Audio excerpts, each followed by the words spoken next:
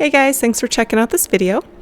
I'm going to share 10 wax seals with you. Number 1 is confetti, and I took some crinkle paper, grabbed one of each color, and then cut little bits to make my own confetti.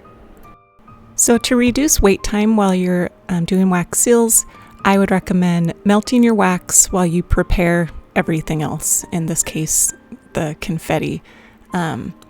And another important tip is if you start noticing air bubbles in your wax, then it's too hot. When you pour your wax, try to just pour directly down into one spot, not moving it around too much, and then immediately add your confetti, your glitter, whatever additive, and then stamp. And you're gonna need to be patient and just let it set and dry, or if you pull it too soon, it will ruin your image. This next idea, I'm using wax seal in a glue gun. Again, you need to use low heat so that you don't have air bubbles. And I just filled up my little silicone mat and added a dried pressed pansy, and that's it. For this next one, I picked an Art Deco peacock stamp, and I decided a pretty green peacock color would look nice. Now, I chose to use kind of an iridescent mica powder, but you could use any powder as long as it's going to contrast nicely with your wax color. I started out using a Q-tip to apply the mica, and the stamp kept catching on the fuzzies of the Q-tip, so then I just used my finger, and that was much faster, and you just wash it off the stamp and your finger when you're all done.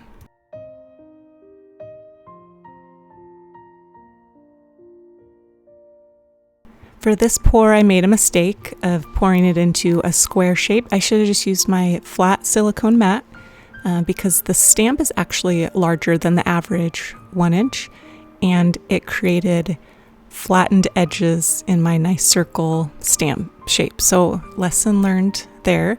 If you want a square shape, great, use the square silicone mat shape. Otherwise, use something open to let the wax spread nicely. So if you're looking to coordinate a gift tag with your gift wrap, this is a fun one to do. I just used a paper punch to get a perfect it's a little bit over 1 inch circle, and I placed it directly onto my silicone mat. I didn't use glue or tape, just kind of held it in place. And again, I used my glue gun with the wax in the glue gun. It's low temperature, so that avoids air bubbles, and you have to add the wax seal fairly quickly because it tends to harden more quickly from the glue gun. I don't know if the glue gun sticks are different. They must be. So again, just be patient. Once you do your stamp, you want to let it fully dry, and then as you can see, it's a little bit harder to get off this stamp, and that's fine. It still does quite a nice shape. And you can't see the image very well. It's a really cute, simple bow. So I'm using an acrylic paint pen, and I'm just trying to touch that fine edge of the image, the relief image. And it's a very thin image, and so I didn't do the best job coloring. If you have a stamp image like this, you may want to practice a few times or have excellent lighting to make sure you color it just right. Now this next idea is so fun. I grabbed my vintage button collection.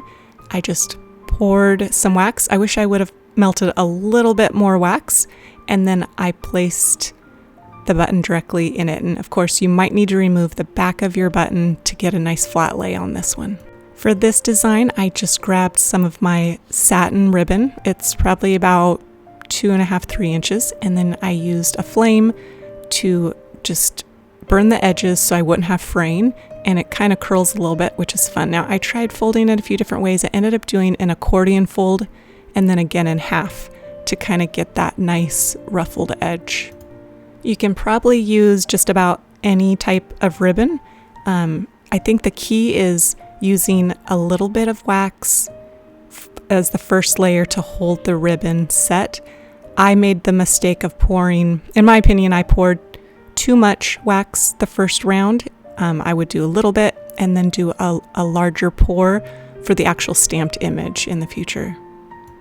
I like to have toothpicks handy. Sometimes I like to stir the wax beads, make sure there's no hard clumps.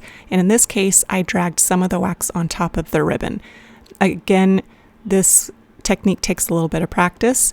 As you'll see when I do my second pour, some of the wax squeezes out onto my ribbon. So in the future, I will lift the ribbon a bit to try to make sure that wax isn't pouring down onto it, unless you like that look.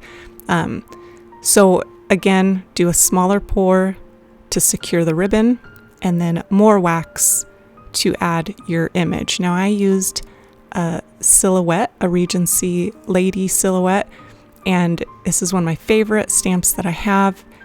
It's a little bit difficult to see, and so I used a gold acrylic paint pen to highlight the image so that it really pops.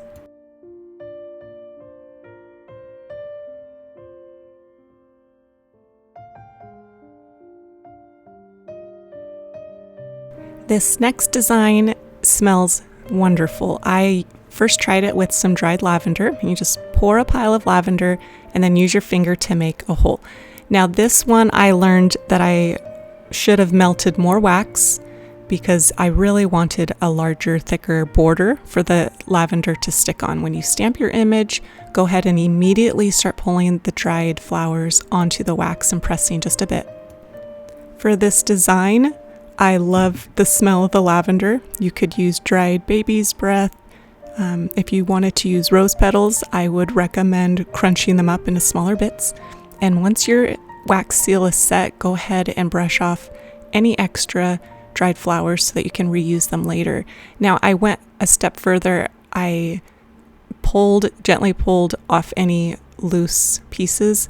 I didn't want them falling off later, and I kind of wanted to even out the look. Again, if I would have used more wax, that would have helped me to get kind of a thicker, more even border around the edge.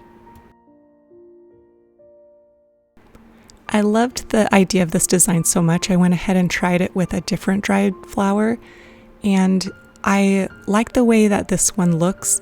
The petals kind of curl a little bit and they're hollow inside, and so it didn't quite have the same look as the lavender, which was a little more solid. But again, such a great design to do and super easy.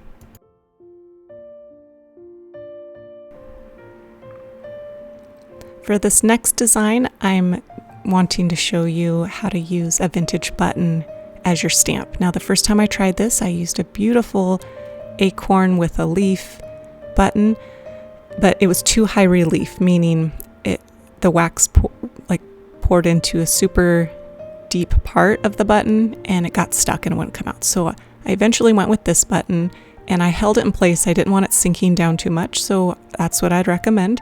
And then once it's dry, it's kind of a medium relief button, not too deep, not too shallow, and it came out really cool. So I'm happy with that one.